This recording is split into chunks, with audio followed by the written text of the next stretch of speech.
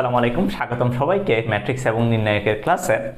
তোমাদেরকে ইনভার্স ট্রাইগোনোমেট্রির একটা class already দেওয়া হয়েছে।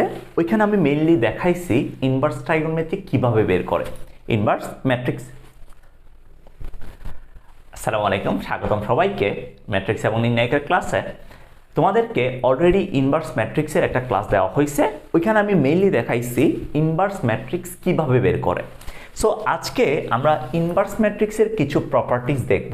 তোমরা এই ক্লাসটা ইনভার্স ম্যাট্রিক্স যেখানে নোট করছো ওই জায়গায় করে জাস্ট একটা এক্সট্রা পেজ নিয়ে ওইটা অ্যাটাচ করে দিবা বা ওইটার পাশে করে লিখবা, যাতে একসাথে করে থাকে সব কিছু। সো কিছু প্রপার্টিস আছে ইনভার্স ম্যাট্রিক্সের, জাস্ট আমি ওই জিনিসগুলো লিখে দিব।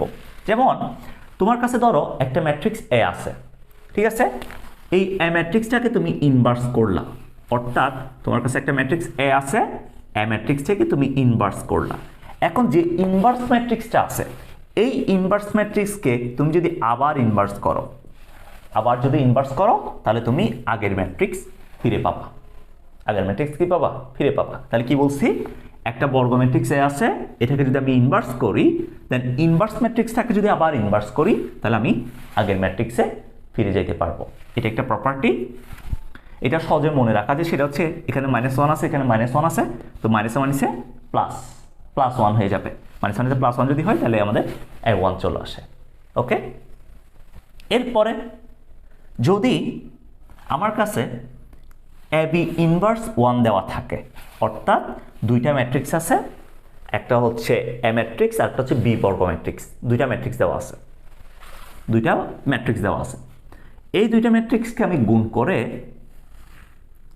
ইনভার্স করলাম, গুণ করার পরে ইনভার্স করলাম, তাহলে এখান থেকে তোমার যে মানটা আসবে, যে ম্যাট্রিক্সটা আসবে, তুমি যদি বি কে ইনভার্স করো আলাদাভাবে, এরপরে এ কে যদি ইনভার্স করো আলাদাভাবে, তাহলে B inverse into A inverse গুণ করে যে রেজাল্টটা পাবা, এদের রেজাল্ট সেম আসবে।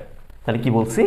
তোমার কাছে দুইটা বর্গ ম্যাট্রিক্স এ বি আছে, তুমি এ বি কে গুণ করার পরে ইনভার্স করলা, এ বি ইনভার্স। তুমি যদি বি কে ইনভার্স করে এবং এ কে ইনভার্স করে আলাদাভাবে গুণ করো, অর্থাৎ B inverse into A inverse করো, তাহলে সেম মান আসবে। এটা সমান তোমরা অনেকেই ভুল করতে পারো, এটা সমান অনেকে এটা লিখতে পারো, ধরো এ বি ইনভার্স সমান A inverse into B inverse লিখতে পারো, বাট এটা কারেক্ট নয়। কারেক্ট কোনটা? বি ইনভার্স আগে থাকা লাগবে, এ ইনভার্স পরে থাকবে। ওকে, এরপরে 3 নম্বরটা হচ্ছে তোমার কাছে একটা বর্গ ম্যাট্রিক্স আছে, এই বর্গ ম্যাট্রিক্সের ট্রান্সপোজ তুমি করলা, ট্রান্সপোজ করার পরে ইনভার্স করলা। তাহলে কি দেখো, প্রথমে তোমার কাছে এ ম্যাট্রিক্স আছে, এটাকে তুমি ট্রান্সপোজ করলা, ট্রান্সপোজ করার পরে তারপর তুমি ইনভার্স করলা, অর্থাৎ এই যে এটি যেটা আছে, এটি এর ইনভার্স করলা। এই কথা এটা যে কথা, মানে এখান থেকে তুমি যে রেজাল্টটা পাবা, তুমি যদি এই এ ম্যাট্রিক্সটাকে প্রথমে ইনভার্স করো, এরপর এই ইনভার্সটা যদি ট্রান্সপোজ করো, এ ইনভার্সের যদি ট্রান্সপোজ করো, তাহলে দুইটার রেজাল্ট সেম আসবে। অর্থাৎ তোমার কাছে ধরো একটা বর্গ ম্যাট্রিক্স এ আছে, বর্গ ম্যাট্রিক্সে তুমি ট্রান্সপোজ করলা, ট্রান্সপোজ করে ওইটাকে ইনভার্স করলা, যে রেজাল্টটা দিবে তোমাকে, তুমি যদি আগে ওই ম্যাট্রিক্সটাকে ইনভার্স করো, দেন যদি ট্রান্সপোজ করো, তাহলে সেম রেজাল্ট আসবে। এরা সেম রেজাল্টই দিবে। এরপরে আমাদের ম্যাট্রিক্সের যে গুণ আছে, ম্যাট্রিক্সের গুণ হচ্ছে সহযোজন বিধি মেনে চলে। সহযোজন বিধি মানে কি?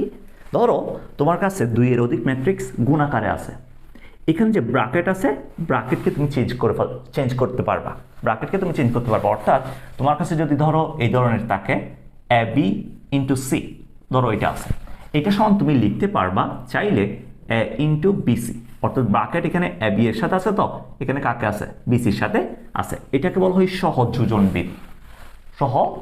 বিধি বলা হয়। এটা মেনে চলবে ম্যাট্রিক্সের প্রপার্টি। সো তোমার কাছে ধরো যদি এরকম গুণ থাকে, বি এ গুণ আছে, এটার সাথে আমি এ ইনভার্স গুণ করলাম, তাহলে এটা সমান এই যে এটা আছে না, আমি ব্র্যাকেটকে চেঞ্জ করে দিয়ে এর সাথে এ ইনভার্সকে নিতে পারি, অর্থাৎ বি ইন্টু এ ইনভার্স। আমরা সবাই জানি যদি আমি কোনো একটা ম্যাট্রিক্সের সাথে তার বিপরীত ম্যাট্রিক্সকে গুণ করি তাহলে আমাদের রেজাল্ট একটা অবেদক ম্যাট্রিক্স হয়। তো এখান থেকে আমি কাকে পাবো? অবেদক ম্যাট্রিক্সকে পাবো, অর্থাৎ বি ইন্টু আইকে পাবো। সো আমরা যখন কোনো একটা ম্যাট্রিক্সের সাথে অবেদক ম্যাট্রিক্সকে গুণ করি ওই ম্যাট্রিক্সের কোনো পরিবর্তন হয় না, অর্থাৎ জাস্ট আমি এখান থেকে কাকে পাবো? বি ম্যাট্রিক্সটাকে পাবো। ঠিক আছে, তাহলে এটা করা যাবে। এরপরে তোমার কাছে যদি যে কোনো একটা অবেদক ম্যাট্রিক্স থাকে, এই অবেদক ম্যাট্রিক্সটাকে যদি তুমি ইনভার্স করো তাহলে তুমি সেম ক্রমের একটা সেম অবেদক ম্যাট্রিক্সটাই পাবা। অর্থাৎ তুমি যদি আই দেওয়া থাকে তোমার কাছে, তুমি যদি এটাকে ইনভার্স করো তাহলে এরা সেম রেজাল্ট আসবে, রেজাল্ট আলটিমেটলি কি আসবে? সেম আসবে। অর্থাৎ ধরো তোমার কাছে একটা হচ্ছে 3/3 এর অবেদক ম্যাট্রিক্স আছে, তুমি যদি এটাকে ইনভার্স করো, তাহলে তোমার রেজাল্টটা সেম I3 আসবে, সেম I3 আসবে। ঠিক আছে, অর্থাৎ এটাকে লিখতে পারি আমরা I ইকুয়ালস টু কি? I equals to I inverse. এরপর যদি ধরো এটাকে তুমি একটা ইকুয়েশনের মতো চিন্তা করতে পারো, AB ইকুয়ালস টু C দেওয়া আছে, যেখানে A একটা ম্যাট্রিক্স, B একটা ম্যাট্রিক্স, C একটা ম্যাট্রিক্স। A ম্যাট্রিক্স এবং B ম্যাট্রিক্সের গুণফলের রেজাল্ট হচ্ছে C। এখান থেকে যদি তুমি ধরো বি ম্যাট্রিক্স তুমি বের করবা, তাহলে বি ম্যাট্রিক্স সমান তুমি বলতে পারবা একে যদি ওই পাশে পাঠাই দিই, আমরা জানি ম্যাট্রিক্সের ভাগ করা যায় না, ম্যাট্রিক্সের কি করা যায় না? ভাগ করা যায় না। সো আমি যদি এ ম্যাট্রিক্সটি এই পাশে পাঠাই দিই, এই ম্যাট্রিক্সটাকে এই পাশে পাঠানো মানে কাকে গুণ করা জানো? সি এর সাথে এ ইনভার্সকে গুণ করা।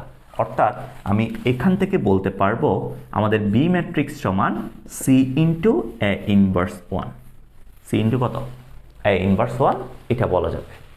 ওকে, সো এগুলাই হচ্ছে আমাদের প্রপার্টিস অফ ইনভার্স ম্যাট্রিক্স। তুমি জাস্ট এই জিনিসগুলো একটু তুলে রাখবা, যখন তুমি ম্যাথ প্রবলেমগুলো সলভ করতে যাবা মাঝে মাঝে কাজে লাগে, প্লাস MCQতেও আসে।